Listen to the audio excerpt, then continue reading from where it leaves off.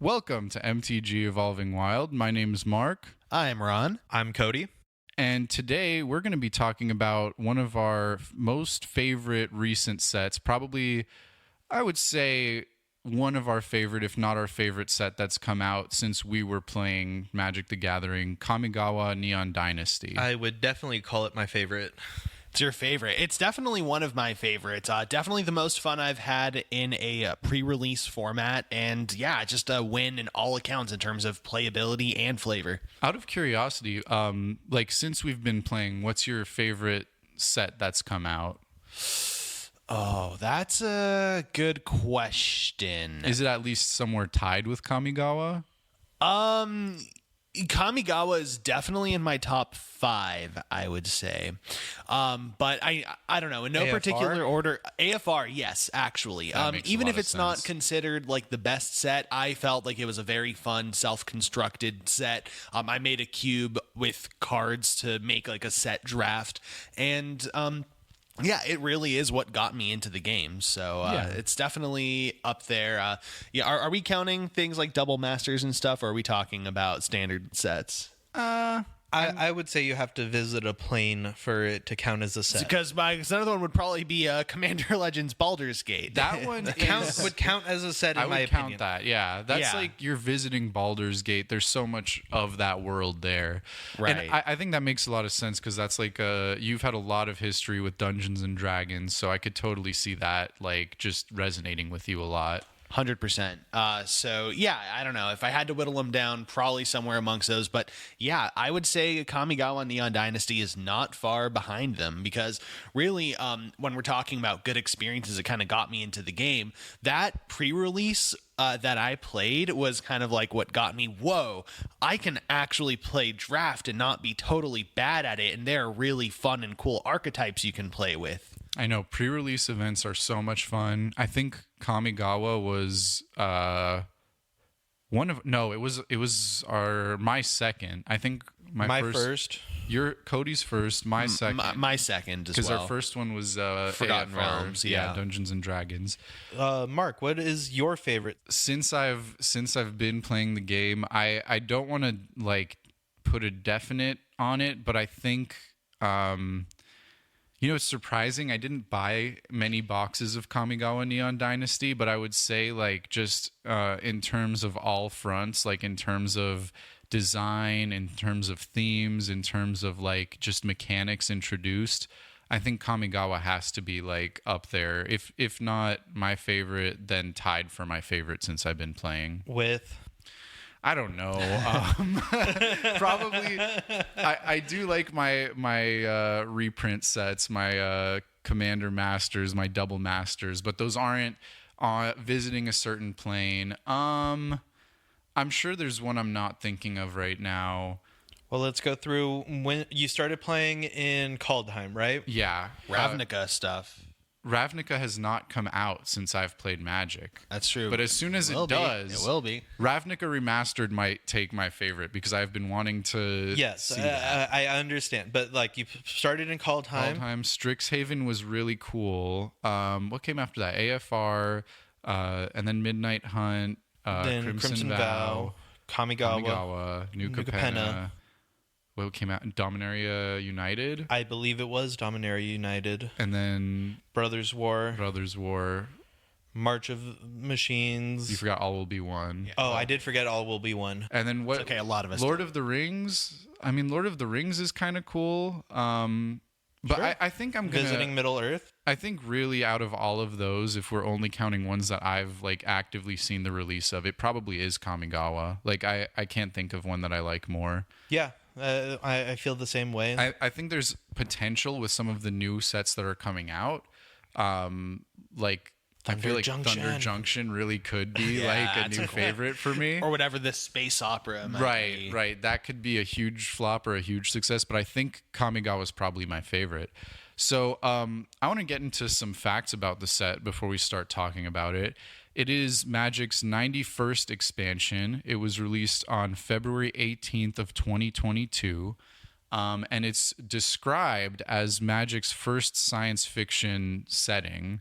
And that's kind of interesting to me because I think of Mirrodin, but Mirrodin also feels like a little more like magic, like fiction. I don't know if that makes sense. No, I think it makes a lot of sense that this is the first like science fiction setting, because so much of it is, like a cyberpunk feel. Like there's whole cities that are being built. There's like very advanced technology that you're dealing with in the set. Right. Like, while I don't think it's the first set to have borrowed elements from science fiction, I do feel like it's the first set we saw that's entirely focused on it.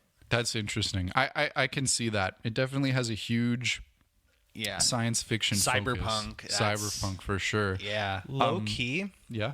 I like had kind of put it together when we started talking about possibly doing this episode, but I think that the correlation between like where Kamigawa ended, like the original set, and where it picks up is such a weird, interesting parallel between like Japan and like leading into like World War II, where we dropped the bomb on them, and then where Japan is today, like considering that this is a Japanese set, right? Setting. The one interesting thing that I was going to bring up too was that the original block was based on like Japanese mythology, but it was not very accurately based on Japanese mythology. Very loosely. Yeah, well, it was like people. It was white people making up Japanese mythology. Basically, it was white people making up Japanese mythology. And like, someone who's familiar with Japanese mythology might look at that and be like, well, that's not at all an accurate representation. Right. Yeah. Right. But at the end of the day, I mean, it's fair. Just like Kaldheim isn't exactly the Norse gods. These are settings that are based off it. It's just like saying Amonkhet doesn't have true Egyptian gods, I think this might have been a little bit more like egregious. Whereas like we look at like Kaldheim and it's like, oh, there's these like figures that like symbolize like power through artifacts, and there's a lot of like very direct ties to correlate, like there's a world tree, all that stuff, and different realms. Like you can see that that's a very clear example of Norse mythology. No, and like there's the alligator god, there's the bird god, the cat god. Amonkhet and Kaldheim probably do it. Theros is very Theros, they do all of their mythologies a lot more accurately, given they were all released after original Kamigawa block in 2004. Probably 2004. Like heard the criticisms about like the set and the mythology. Mm-hmm. So yeah, it was originally the original Kamigawa block, which is another aspect of this setting, is like we're returning to a plane that hasn't been seen in almost 20 years, is Champions of Kamigawa, Betrayers of Kamigawa, and Saviors of Kamigawa. It was, again, based loosely on Japanese mythology, not very accurate, and it was pretty disliked by a lot of like players of the game, and mechanically was disliked. I feel like so many of the players loved like the setting, the lore,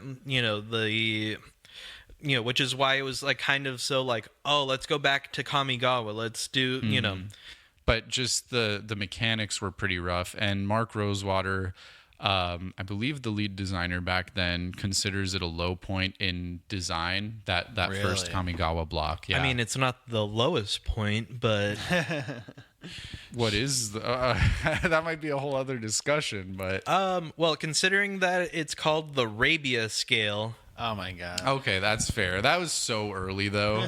All right, but one interesting thing before we move on, it's like I think it did introduce some interesting-ish things. Like, if I'm not mistaken, didn't that introduce a lot of legendary matters cards within the set and the draft environment itself? You mean original Kamigawa block? Was that? I think original Kamigawa block had a lot of interesting legendary mechanics. I think it had like the majority of rares were legendary, so it made like just a lot of different legendary things happen. I believe that might have been around the time the legendary rule change happened as well, where they made it so that both people could have a legendary creature instead of, if one person had the same legendary creature as someone else, it had to get destroyed. I'm not 100% sure on that, but I think it was somewhere around then. Neon Dynasty takes place 1200 years in the future of the first block. And real quick, I wanted to mention something about the general meta narrative of the setting. So it's a struggle between tradition and modernity, obviously, with certain aspects like enchantments and, more callbacks to the original block being represented with more of the traditional cards and in mostly green and white, I want to say. And then the modernity being represented with blue and black, a lot of artifacts, a lot of more of the cyberpunk aesthetic stuff, more of the big city stuff rather than the nature stuff. Yeah. I mean, for a little context, the original Kamigawa block was kind of a battle between the spirits of Kamigawa and the, people of Kamigawa, where they were clashing about that.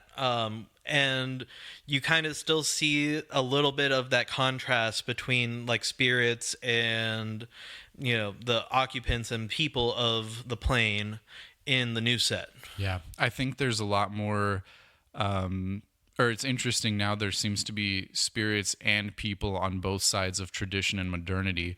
One more thing I wanted to mention about that is it seems to be a reference to how R&D struggled to develop a sequel to one of the worst perceived Magic sets, and just separating it from the previous setting while still making it recognizably the same plane. I got most of that from the Wikipedia page.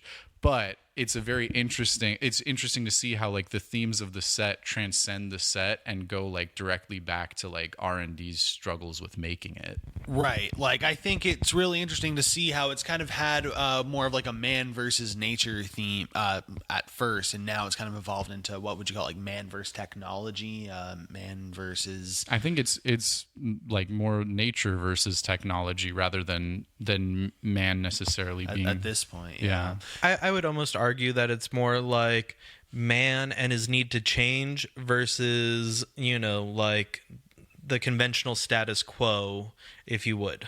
Yeah, and I think the real interesting thing is this time around we get a visit from our Phyrexian Praetor friend Jin Gataxius, who represents progress in his own demented sort of right. Definitely. Also leads to the coolest name, the Progress Tyrant. He's always Jingy Tingy. That's it. Yeah, no, that's definitely one I was gonna bring up. Is Jin Gataxius definitely represents the furthest reaches of progress and technology, and in the card itself, Jin Gataxius Progress Tyrant is representative of what the set kind of pushes to blue, and also what blue is in mechanical sense. And oh yeah, it's 100% flavorfully on theme for blue, and in the lore of the set, he's trying to figure out how spirits can pass between these realms, so that he can take that knowledge back to completing planeswalkers, which is also something that we see for the first time in that's a good point. That's the set. First time we see a completed planeswalker, and one that could basically have Phyrexian mana pay for it. But yeah, I definitely see a lot of that with Jin Gataxius. I wanted to talk to you guys about some of the more impactful cards in the set, starting with some of the cycles in the set, and just kind of seeing what you guys think about the channel land cycle. Love them. Yeah, I think they're cool. I wish I had more opportunity to play more of them. just because I don't have all of them. But yeah, from the little I have played with them, it's great having an untapped land that doesn't count as a basic land when you absolutely need it, and removal or some kind of weird effect in a pinch. I mean, honestly, there's really only 3 worth playing in any real aspect, and except in niche situations. Right, the green one. What's the name of that one again? Boseiju, who endures, I believe. That sounds right. I am lucky enough to have a copy of that one.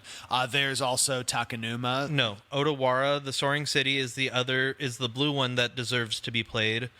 Deserves. No, like if you're running either green or blue, and you have access to the card, you should be running this in like any kind of deck. Commander deck. Probably. Commander, no, I mean like these see tons of play in every aspect. They saw it in modern, in legacy, in vintage, standard blocks. If you can play these cards, you should, if you have access to them. I would argue that all of them are playable cards, even the one that's least probably noticed, the red one. Sokenzan? Yeah, still makes 2 1/1s with haste for potentially 1 mana. I mean, like I said, there's niche situations where that is still a very powerful card. It's just not something that like we'll see play at every level, like the blue and the green one will. Aganjo as a white removal spell, basically. I think that's great. No, that is way more flexible than like blacks mill a couple, put something back in your hand. So it puts it at the top of your library, I believe. And I've actually had. It's to your hand. Oh, that one's into your hand. Yeah. Yeah. Well, so I don't know. I have a Sir Conrad deck, and I personally really like it in that one. And pretty absolutely. much in almost any graveyard strategy, there feels like there's some kind of way you can abuse that, and that's very common in black. I think in Commander, if you have access to these and you are running a monocolored deck, you play them. That's fair. In any other format, I think depending on the power level of that format, you have to keep in mind that these are all legendary, so you might not want to run 4 of. You might want to run 1 or 2 of, especially like Boseiju. I mean, which is the strongest of all of them. If you're running it as removal, then you maybe don't have to worry about running it at like 4 of. You could run like 2 or 3 though if you're going to use them mostly for the removal. Right, yeah. and you'll probably sideboard it too if you have a specific strategy. Potentially, yeah. But I would say like in those formats, because they're legendary, that is such a good balance. Like it makes sense that they would be legendary because they're talking about specific places. They're very iconic, very powerful places, powerful cards, and they, it balances it within the game too. Like you can't just play 4 Boseijus on your side of the board as land. Like if you fill your deck up too much with these, like it starts to become a problem. So I do like that it's balanced slightly in that way, but I still agree that there are a lot of formats where you play, maybe Boseiju or Odawara in like a blue or a green deck just because it's additional options. I mean, also remember that these are abilities for cards, not spells that you're casting. So they can't even they're hard be countered. to interact. Yeah. Yeah, I mean, like Most of the there's time. very few cards that interact with an ability. Definitely. I think that's probably one of the most standout cycles in the set. Lands are always something that I look out for. I love seeing like cool lands, and those are just so useful. They're so nice to have like an additional removal spell or additional make some creatures or mill some cards or anything like that. Just super useful to have. Another cycle I wanted to bring up that I think is also seeing like a lot of play in a lot of different, or has seen a lot of play like throughout the release is the March of cycle. Mm-hmm. So March of Swirling Mist, March of Otherworldly Light, March of Wretched Sorrow, March of Reckless Joy, and March of Burgeoning Life. Those are very cool. I like that, the cost reduction effect where you can exile cards from your hand that share a color to do more of the thing. Very cool mechanic, and they all do some pretty helpful stuff. I would say maybe the green one's probably the worst because, I mean, at least in Commander, because you need to search for something with the same name. Yeah, it's really a non-bow unless you're playing a specific type of deck like Rat Colony. Or Petitioners. yeah, or if you're playing in a format where you have 4 copies of the same card, it's pretty good, or it could be pretty good. But something like March of Swirling Mists that like phases out up to X creatures is It's wonderful, honestly. Like, that's probably the best one out of the cycle, just for all levels of play and most formats. Because it hits your creatures, it can hit your opponent's creatures. It's so versatile and flexible. yeah. And you can, really get away with paying like 1 mana for it and pitching some cards from your hand. And it's protection, it's removal, it's like just messing with the board at instant speed, all in one card that, again, you can pay 1 mana for. I think absolutely March of Swirling Mist is probably the best, but definitely the other ones are They have their uses. definitely like March of Otherworldly Light. It's like you can exile a target artifact, creature, or enchantment with mana value X or less, and theoretically you pay 1 white mana and maybe get rid of a couple cards in your hand that you're not using to get rid of, like, artifact, creature, or enchantment. Like, it definitely has its uses in like removal. I would say it's like maybe not as good as like Swords to Plowshares, but it like almost could be interchangeable because it can hit more things. I think I see where you're coming from. I actually ran both March of Otherworldly Light and March of Reckless Joy in decks that I've played, and I feel like personally they've been a little bit underwhelming, just because the cost of having to exile usable cards. You can't just exile all the lands in your hand. You're Right. gonna have to exile actual colored cards that have to share the color type. And to be fair, I've played these in dual color decks, so it might have been your mileage may vary with these guys, but yeah, I like the flexibility, but ultimately for my stronger decks I did end up cutting the cards. I would say in a monocolored deck, any one of these would be really good. I think that's the other thing I really like about these cycles in Kamigawa is that also with the lands, like if you're running more of a monocolored deck, they're like almost instant includes, or they're way better than if you're running a 2-color deck or a 3-color deck. No, this set really did feel like it focused more on monocolor versus, a combination of, 2, 3, or 4 color. Yeah.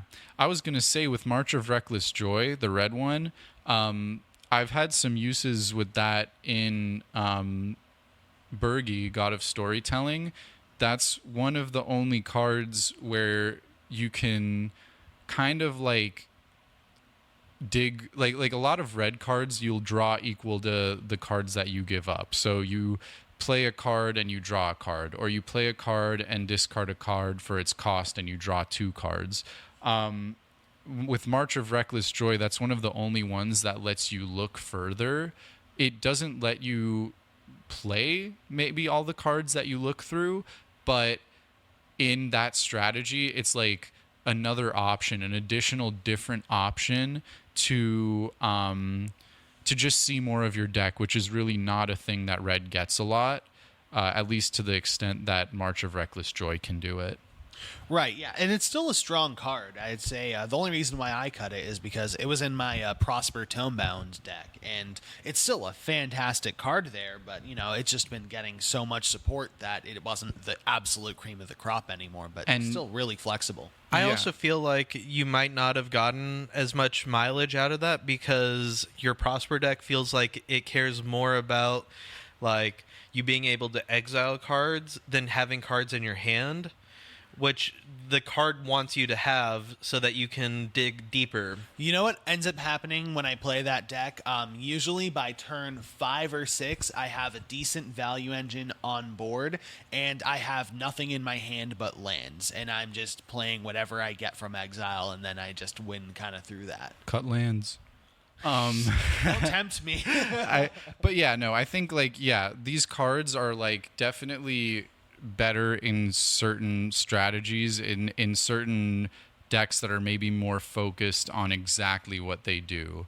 But I think they all have really cool potential and upsides and are just really neat to play with. And again, having the ability to just exile cards from your hand, it's definitely not making the spells broken because you're giving up a lot of resources. But it's paying for 2, which is kind of crazy. Yeah, like it's not broken, but it's still cool that you can do it. It gives you more options with things to do in your hand, like if you don't have any need for a certain thing at the moment.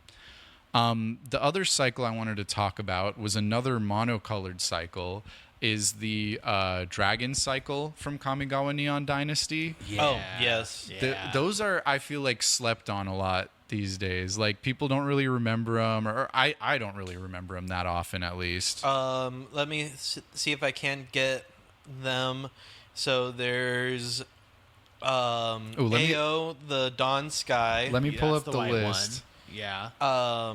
There's Kyrie, the Swirling Mist. Sokenzon, the Blazing. I don't think Nope, it's Sokenzon. It's not Sokenzon. No. It's Wait, wait, wait, wait. Atsushi. I always used to call him Sushi. I Atsushi, remember. the Blazing Sky. Yep. Yep. Two more to go, Cody. Is it- all right, what colors are left? Is it Junji? Which Yeah. sky is it? The Wretched? The Midnight. Midnight Sky. The Midnight And you're Sky. forgetting the last one. It's the green one. Yeah, the one that I know what he pulled. does with the lands, like when he dies. You get Kura to the bring- Boundless Kura. Sky. Yeah. There's Ao the Dawn Sky, Kairi the Swirling Sky, Junji the Midnight Sky, Atsushi the Blazing Sky, and Kura the Boundless Sky. Yeah, those are cool. All mythic rarity cards, which maybe feels a little bit Ambitious for them. ambitious. Yeah, compared to the land cycle being rare and these being at mythic, that's kind of I funny. mean, I feel like a couple of them were bulk mythics, honestly. What, the dragons? Yeah. I think like most most- of yeah, them most, if are not like all, they're not all bad. They all do what's cool the most things. expensive one? Junji at around $5. Yeah. That makes sense because it's probably the best dragon out of it. I take that back. Like I think there's an art, like they're all good in their own strategies again. I just think that Junji sees the most play out of all 5 of the dragons. Sure, I see that. Yeah, because Junji can have, just because of its like abilities, could have playability anywhere from like a reanimator deck to like a discard deck, and even just having those abilities on a dragon that's not particularly in either of those strategies are really good. Yeah, I'll also say Atsushi is awesome as well. I also used to play him in my Prosper deck, but it really is in any deck where you can really take advantage of the death triggers. I feel like these are really useful creatures to have. Yeah. Black Red Ghost Burr. Yeah, like I think I've always kind of wanted to play with Ao, the Dawn Sky. I've never really gotten a chance to, but I think that's a really interesting card as well. Dude, I've seen some really high-powered commander decks built with AO as the commander. Oh, yeah. Because And- when he dies, you just like look at the top of your library, or what is it, top 7 to find a permanent or creature, is it? any number of non-land permanents with total mana value 4 or less. Oh, that's really cool. And they go right onto the battlefield. That's really cool. Yeah, it's really good. I remember I was actually playing in my pre-release against it. I built a really awesome red-white samurai tribal deck, and it did really fantastic that night. But the one time I played against someone who had this guy, I just got wrecked. It was really strong. And I even ended up having Atsushi myself. Yeah, That's interesting. I remember in the pre-release I was playing a red, black, green strategy, primarily red, black, but I did pull Kura the Boundless Sky. So I Nice. like threw it in because I had treasure synergies, so kind of like I could play any color I wanted at the top, but I had like 2 green cards, one of them being Kura, but I remember that pre-release being a ton of fun and just like the dragons being fairly impactful because especially in a pre-release setting, they're big flying creatures. Each of them have like different abilities on them, and then like They're all modal. they're all well, they're even on their own, like without their death triggers, they're just like Korra is a 5 mana 4/4 with flying and death touch, which is just solid in pre-release. Yeah. like that's gonna be a good card. Yeah, Atsushi has flying and trample. Exactly. And all it's of a them, 4/4 for like Yeah, 4. Yeah, exactly. Junji is a 5 mana 5/5 flying menace. they all have like these really good like just they're just good creatures with good abilities. Wait, what does Kyrie have? Kyrie is Ward 3/6/6 and flying. And it's for 6, right? Ward 3, yeah. 6/6 for 6. So they're all like Yeah, there's a reason why Kyrie's kind of the worst dragon, even though the Definitely. effect is like nice still. yeah. I think but the reason they're so good in that like pre-release setting is like again, great bodies, they can attack, they can block really well, and then when they die, they just do more. Like that's why they're such cool cards because I remember like in my pre-release deck ramping into the green one, what is it? Kura? Yeah, Kura. And then it like the main point of it being a flying death touch attacker and blocker. But if anything ever happened to it, I had like 2 options with what to do with it. So they're very powerful, I would say, in like draft and pre-release type stuff. And in some cases, they have like niche areas in Commander where they can fit. I don't think they really go into many like competitive constructed formats like Pioneer or anything like that. But they're really cool designs. I think Junji might see some play, but it's possible. I'm not 100% sure, but it definitely could be. Maybe, but they're fun cards. I wanted to talk about also one of my favorite mechanics ever, I think, that was introduced in this set. And I still have so much thoughts about how to do decks around it, how to build with it.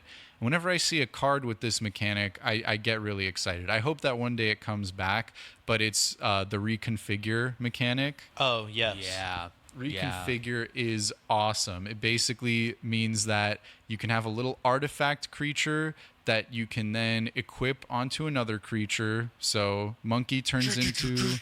When you got a monkey equipped with a monkey. My God. Okay, that was probably my favorite story from pre-release. I was playing this red, black, maybe a little bit of green deck, and I had 2 of these 1-drop monkeys that are like that had reconfigure, and just for fun I played both of them, and then on turn 3 I paid the reconfigure cost on one of them to attach them onto another monkey, so it was like a monkey standing on another monkey, and it was so great. It was like just such a cool thing you can do, and then if that creature ever dies, the other monkey jumps off and is like another creature. Yeah, and didn't When they did give you the play the creature trench coat? +1/+1 or something like that? So Yeah, the creature it actually usually gets bigger as he gets like you stack the monkeys. Yeah, it's almost like unbelievable how clever of a mechanic it was that it had to wait until its 90-second expansion for Magic to get it. So when did you play the trench coat? I didn't have a third monkey, but Very unfortunate. I remember playing with that card as well, and I also played with the Rabbit Battery, which is just like an equipment that gives the equipped creature haste, or it's just a little 1/1 with haste itself. it feels like the Energizer Bunny kind of. Yeah, it's really cool. It was really fun, and you got to do some super interesting stuff with all of them. I think, and this might be a little bit, what's the word, like of an exaggeration, but I think I'm pretty confident about saying like reconfigure might be the reason why this set has been my favorite set that's been released since I've been playing Magic. Interesting. I mean, I just think there was so much like new, like the way that they handled the new mechanics was fantastic. There was support for, things that we didn't have before, like vehicles. Like, vehicles were only a thing that we saw in Kaladesh and maybe will never come back, really. we saw them a little bit in like Ixalan and stuff. Oh, right, there were the boats. Yeah. They're scattered around. They've been in Kaldheim as well. Right.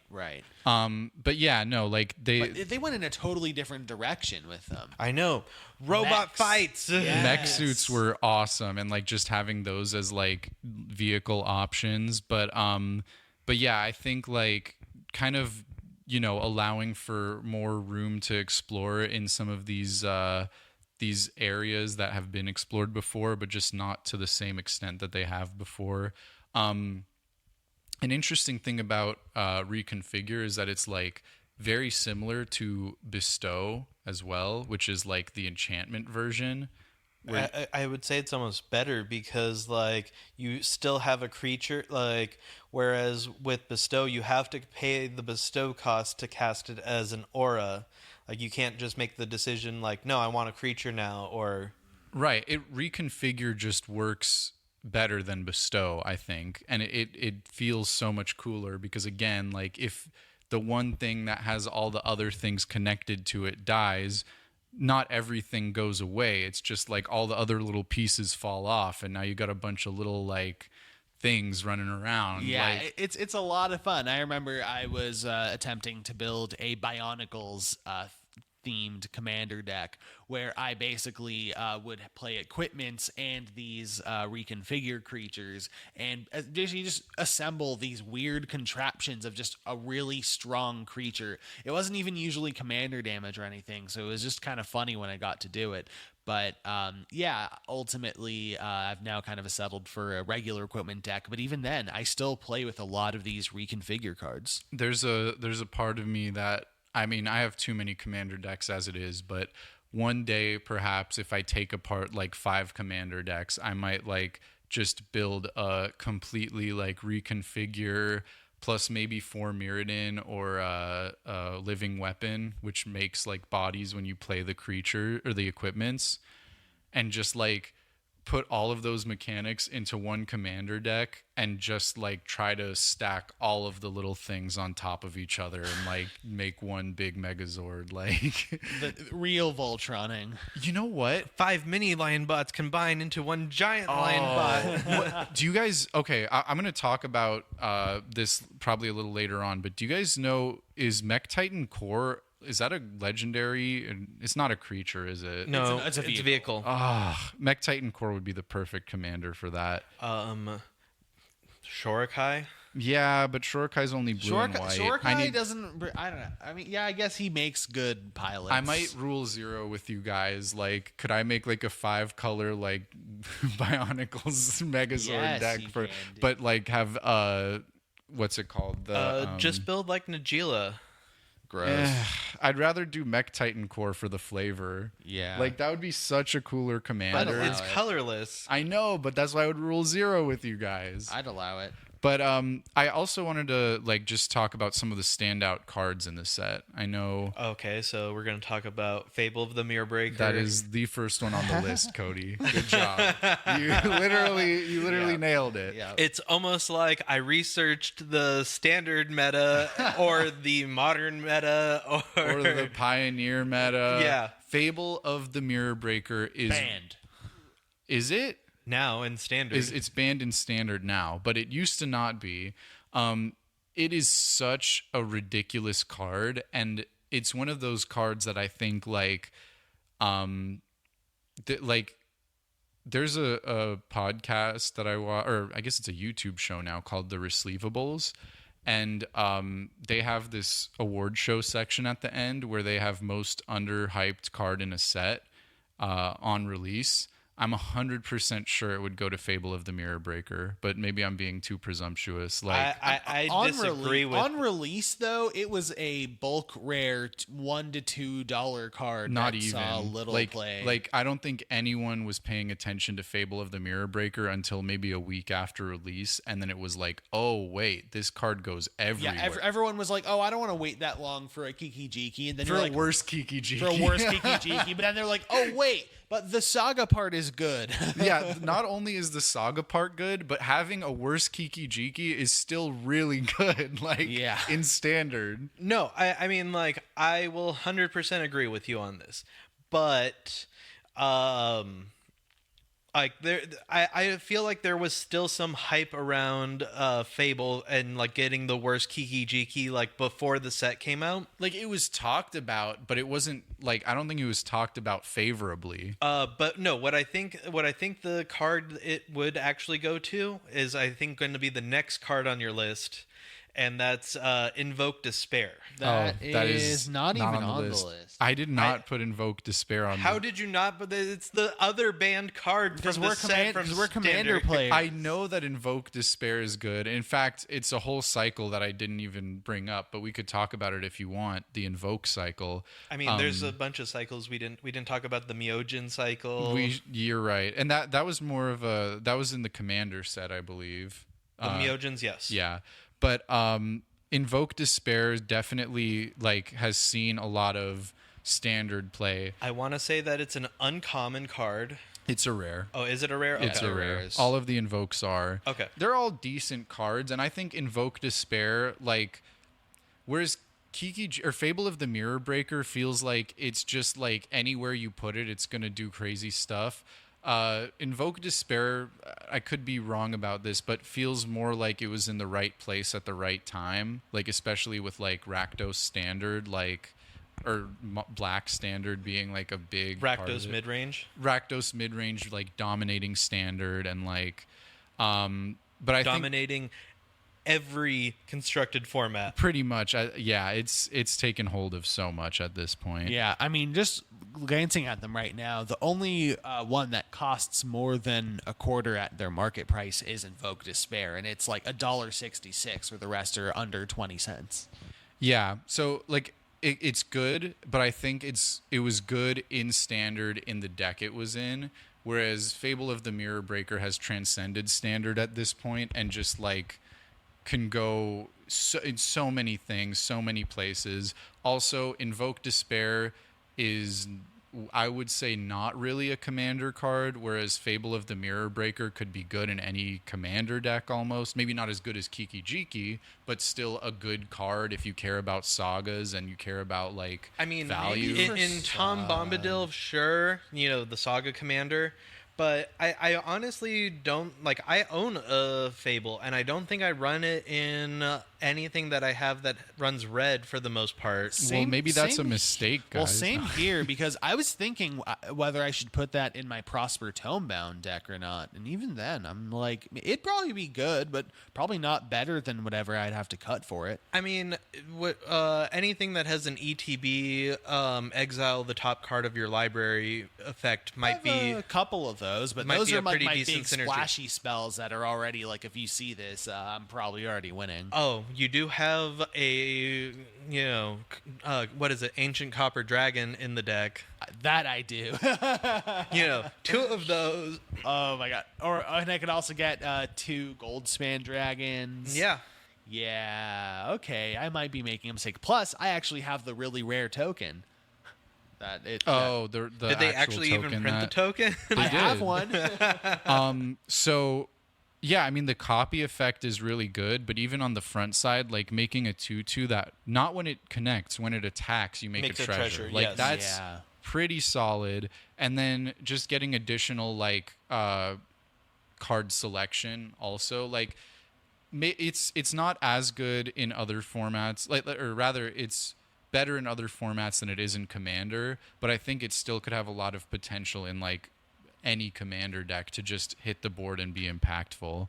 And not like maybe right away, but like early enough in a game where it could like make a body that's going to ramp and then get card selection and then turn into something that's going to copy something. So yeah, like I think Fable is definitely there. I didn't even put the Invoke cycle, but there's so many good cards in this set. I think know. the Invoke cycle is great as well. Like, and also the fact that each one of those costs 4 colored pips of whichever mana it's like in also kind of goes in that strategy where like, okay, these are all good cards, but they're especially good in decks that run only that color. Yes. I will say, I think one of the complaints people had about the Invoke cards, or specifically the Invoke Despair in Standard, was the fact that it was so easy to get those pips because of all the access to treasures that were available. That's a good point too. But I think that's more of a complaint with treasures than a complaint with the card itself. Like, I definitely agree that treasures almost make the casting cost like irrelevant. Yes. Yeah. But I mean, I think that's definitely more of an issue with treasures than it is with the cards itself, like being 4 colored pips and Which is having a that whole restriction. different conversation we can have later. Definitely. Maybe we make a treasures episode. Money episode. Money. Money. Money. So Dollar bills, y'all. the actual next card on my list, can you guess it if it's not the Invoke cycle? I can guess it. You're looking at the list, Ron. No, I'm not. I can guess it. You turned the list away. Let's see if Cody can actually get it. Okay. So next card. Do you want a hint? Yes. I can. If- I like this card a lot, If it gets played, I groan, and not in a good way. and I like it a lot. So I want to say it's a stacks card. You're not that far off. Not exactly stacks. No. Do you want another hint? Creature enchantment, like Sorcery. it's a sorcery. Yeah, I feel like that might give it away. It's a white sorcery. Oh, farewell. Yeah. Okay. Adios, dude. There's literally the Spanish version is called Adios. That is. We need to get a version of that. Yeah, I was Like, gonna just say get the now I Spanish need to go version. buy a Spanish version of pretty sure. farewell Like that. or revoir. Or why? If that's the actual French version, that'd be amazing. That is probably the one instance of like extreme power creep that I've seen in the set, because I don't think in retrospect there is a more effective board wipe. I mean, there absolutely is. It hits everything. Farewell is it's optional, so if you don't want to hit some of your own stuff, like you have the choice not to do everything. It exiles it, so it's not coming back. It's like farewell from the game, adios. You're gonna see you next game or whatever. I mean, like there are cards that will bring stuff back from exile, but does anyone play them? it's very niche. Yeah, niche strategies that want to combo with it. Yeah, so not too typically seen. It's definitely like the best board wipe, and yeah, just a ridiculously good card. But definitely like a standout. I'm sure it's seeing play in some formats, or could be seeing play just because of how extreme it is, where it's just like get rid of someone's graveyard, get rid of someone's creatures, get rid of someone's artifacts and enchantments. Like in Commander, it's unbelievably impactful. I feel like in anything it could be. That's what I pretty- was saying. Yeah, but in it's Commander, crazy, especially and because you have it's- 3 opponents, it's just like Yeah, 3 it things. scales up. Yeah, it scales up even more. A few any other thoughts about Farewell, or? I think we've said The it Spanish Yeah. version. The Spanish version's like $30. Oh my God, that's so funny. The English version's like 10 and the Spanish version's like 30. Of course it is. Well, it's like the Spanish version of Inquisition yeah. of Kozilek. Yep. Because nobody, Nobody expects the Spanish Inquisition. Oh, that's. I was curious where that one was going. But yeah, some other standouts from the set. Obviously, Jin Gataxias Progress Tyrant. We kind of already talked about that. But Yeah, I recently. Do we talk about the reality chip, or is that not on the? I kind Cody, of lumped that into Cody. reconfigure-ish, but that's definitely one of the standout reconfigure I cards. just love the card. Like It's great. Yeah, it's It's interesting. I feel like it's also one of those cards that falls into it. You could do some really niche and interesting stuff with it, but outside I mean, of just that, looking at the top card of your library is a very powerful thing. it depends on your strategy. I think just having that passive effect, like it. I don't know if it's necessarily worth 2 mana just to look at the top card of your library, but Right. In obviously perpetuity, yeah, that's I would where it 100%. starts, and then it gets better from there. Again, Yeah. yeah, it depends on the deck. If you're playing a deck that cheats things out from the top or things that cascade or something like that, then yeah, it's totally worth it. But again, I feel like you need to kind of build around that particularly. It's interesting because it's like getting a half a card of additional value. Like you Yeah. can't cast it until you equip it. Once it's equipped, then of course it's like getting a full additional card, which is great. But just playing it by itself and getting to look at the top card of your library is almost like you get access to a half a card. Because like you can see what's next, you can see what's coming, you can game plan for the future, but you can't do anything with it in the present. Doesn't the reality chip have something to do with? It mainly has stuff to do with space, not with time, but because it's the thing that anchors the Emperor for a bit to the world. Oh, yes. It also has to do with completing planeswalkers too. Yep. But yeah, very cool card. Very futuristic feeling, like very blue feeling, where you get to look ahead and see into the future almost. Yes. The Wandering Emperor was actually another card I was going to bring up because So good. first, one of I can't be, I think it's the first Planeswalker with Flash, or that can be cast at instant speed and then activated. I can't think of another one that does it, and I remember how impactful I it want to was. say it's not the first one, but I think it's the most powerful one. Yeah, I'm not 100% sure, but it's definitely the most powerful one. You like just the fact that you can play a Planeswalker on your opponent's turn, which I know you love doing, Cody. It's not in the colors for you, but playing on your opponent's turn and then being able to activate a loyalty ability instantly is... And one of them is a removal ability, One of which them is removal. huge. And then another one is making a creature, which is huge for Planeswalkers, just to be able to Protection, block. yeah. The Wandering Emperor, at least doing a search where I'm filtering out by planeswalkers with the word Flash in their text box. The only one that actually has Flash is the Wandering Emperor. You could Teferi Time Raveler, who can allow you to... oh, no, that doesn't even matter. Yeah, you can let you cast sorceries as though they had Flash, and there are planeswalkers let you cast other spells as though they had Flash. But, And then there's the Teferi that lets you activate abilities as though they there's had one. Flash. But Teferi himself does not have Flash. I know. Yeah. So the Wandering Emperor might be the only one that actually like has Flash that you can kind of surprise people with. Which, from like a lore perspective, is so genius and cool. Definitely. I love it. I think it's such a cool card.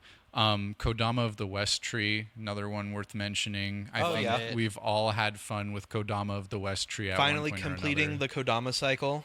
And Yeah. making it a really good one at that. Like, it's definitely not in every strategy, but for its own strategy is amazing. Well, it's definitely the second best Kodama. What's the first? The Commander... East Tree. East Tree? Yeah. I I mean, it's, what do we got to compare it to? North and South? Like, Or center. I guess center, yeah. Yeah, no, I think West is probably the second best. East just has so much combo potential. I really like the new Kamigawa Kodama in my 1+1/+1 counter. Oh, deck. yeah, it's especially good there. Oh, yeah. You give all your things trample and then get lands whenever they connect. I know, Yeah. it's great.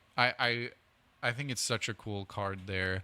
Another great commander card is Ishin Two Heavens as one.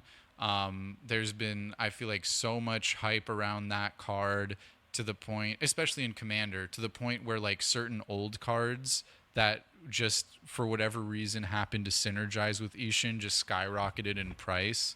Like And Yeah, Yeah. yeah, and it's funny because Ishin himself has always been a really cheap card, despite him being a rare, I believe. Yeah. Well, I mean, if we're going to talk about, those ones, why don't we talk about, like, the most hyped card, I think, in the set at the time, which was Hanada Dawn Crowned. Definitely. That one made a lot of appearances in Standard as well, just because now you could start playing these spells that hit or, like, target everything. Hinata was very cool. Another great legendary creature, both for Commander and that one in like other formats as well. Lightpaw's Emperor's Voice, the commander that I ended up building from this set. Terrible. Yep. Awful. Big Garbage. slap. Big slap. I love it. It's so good. It's just you get to like go grab auras from your deck, put them on the creature, we get to and then watch you stack them shuffle up. your deck a bunch of times, and then you get a really big creature that you just kill us with, and we can't hurt it. Yeah, and it's fun. It's but also it's seen play in I think certain Pioneer decks as well. It's maybe shown up like probably very occasionally in Standard, but That doesn't shock me, actually. Like, I figure you could do, like, a Bogles type.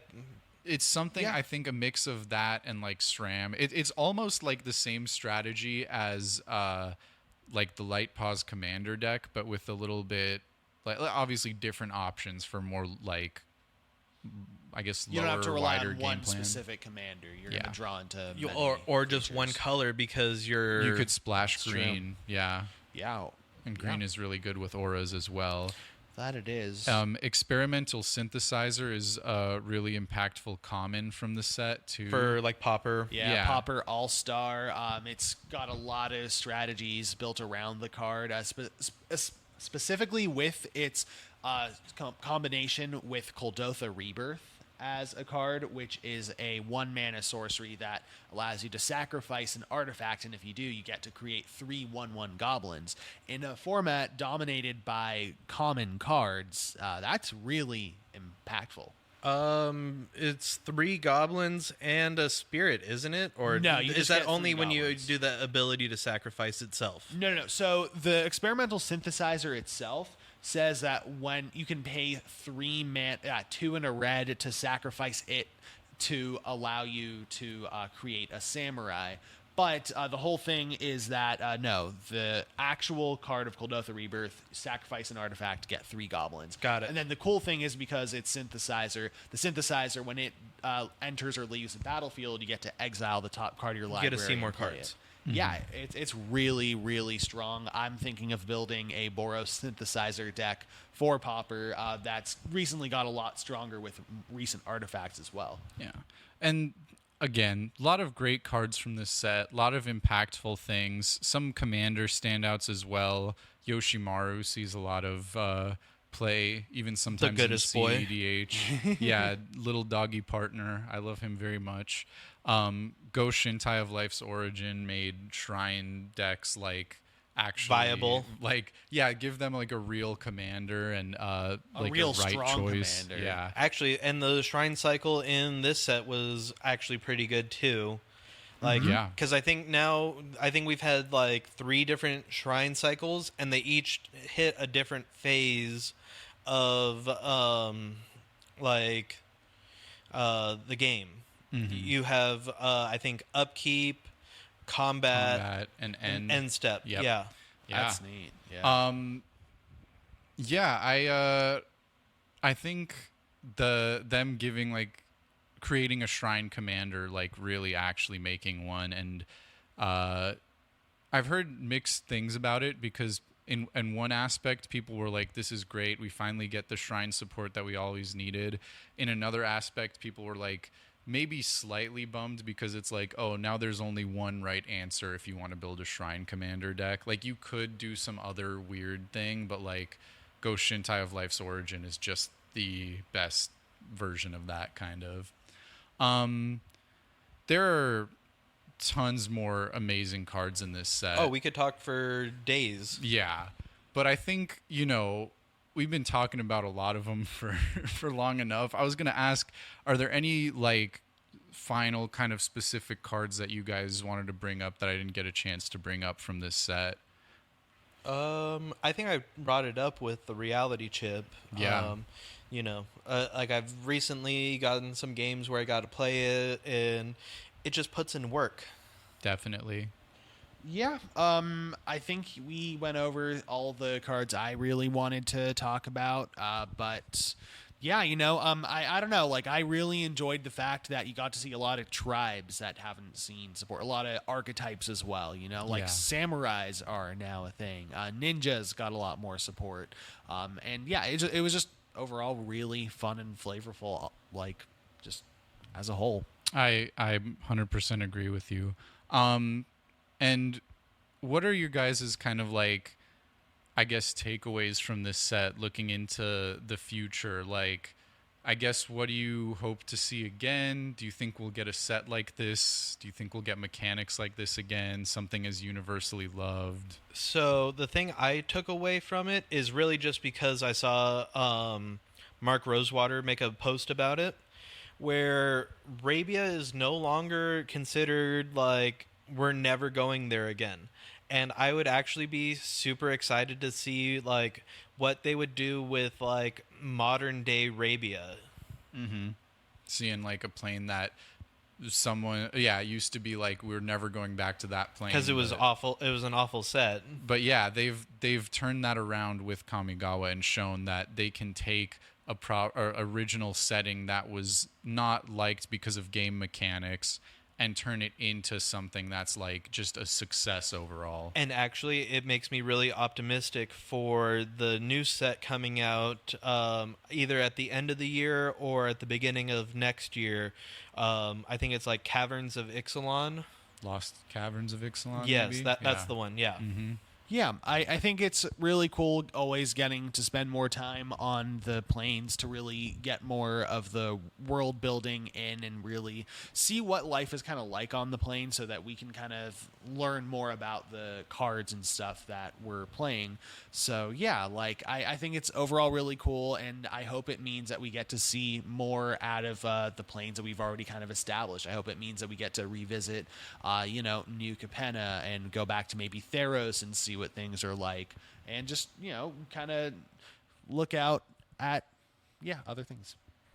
Yeah, I would say like I really hope that we see another set with such like just wins throughout, like from the types of cards they introduce, the mechanics, the themes, the set, the setting.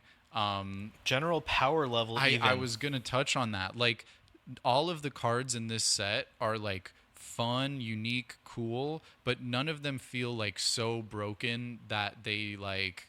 I mean, in certain formats, sure, but and maybe a couple standouts here and there, but overall, it's not like the set is like a mess and it's like everything's too powerful. Like you just auto include it all. It's like they're included for specific things. They're unique, they're fun, and like I mean, again, we can talk about how this set I think has made an impact everywhere from drafting to standard to commander to modern to maybe even older formats one day. I'm not sure like if that could be a thing, but yeah, like it is such an impactful set, such a win on so many levels, and I hope that there's enough like creative freedom by R&D to be able to succeed like that in the future more. Agreed. Well, with that, I think we're probably going to wrap it up here pretty soon. One thing I wanted to mention is that we will be at Magic Con Las Vegas. Absolutely. We're going to be there, what is it, September 22nd to the 24th. Yeah, sure. We will be handing out perhaps some little goodies to anyone who comes up and wants to play Commander games with us and generally just wants to hang out. We'd love to meet any of you listeners, and we are definitely looking forward to that. So see you there soon, maybe. Yeah, come and meet us. We'll be there. Yes, we will. All right, until next time, see you guys later. Adios. Au revoir. До свидания.